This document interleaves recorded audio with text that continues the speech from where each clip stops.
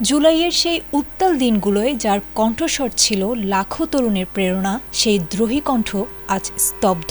রাজপথের লড়াই থেকে শুরু করে সাধারণ মানুষের অধিকার আদায়ে যিনি লড়েছিলেন বুক চিতিয়ে, সেই শরীফ ওসমান বিন হাদি আজ কবরের নিশ্চল অন্ধকারে। ২৪-এর গণ অভ্যুত্থানের অন্যতম এই সম্মুখ যোদ্ধার রক্তে রঞ্জিত হয়েছিল ঢাকার রাজপথ। গত ১২ই ডিসেম্বর সেই চিরচেনার রাজপথেই তাকে গুলিবিদ্ধ হতে হয়েছিল। আর দীর্ঘ লড়াই শেষে ১৮ই ডিসেম্বর শেষ নিঃশ্বাস ত্যাগ করেছিলেন এই জননেতা। কিন্তু আজ প্রশ্ন উঠেছে, হাদির সেই আত্মদান কি তবে কেবলই ইতিহাসের পাতায় বন্দী হয়ে থাকবে?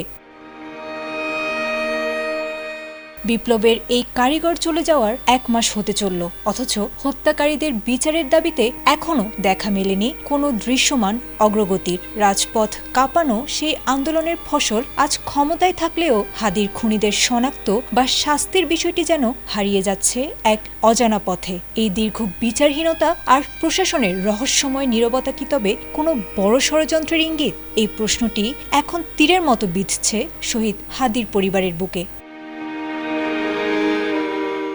সেই বিষাদ আর হাহাকার থেকে বুধবার এক দুঃখ ভারাক্রান্ত মন নিয়ে ফেসবুকে হাজির হয়েছিলেন তার স্ত্রী রাবিয়া ইসলাম শম্পা। তার একটি প্রশ্নই নাড়িয়ে দিয়েছে পুরো জাতির বিবেককে।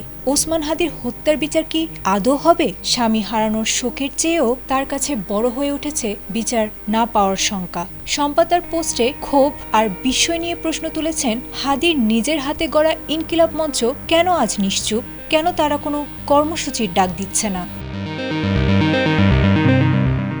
তিনি লেখেন, ওসমান হাদি সবসময় বলতেন, মুমিনের জীবন মানেই লড়াই সংগ্রাম।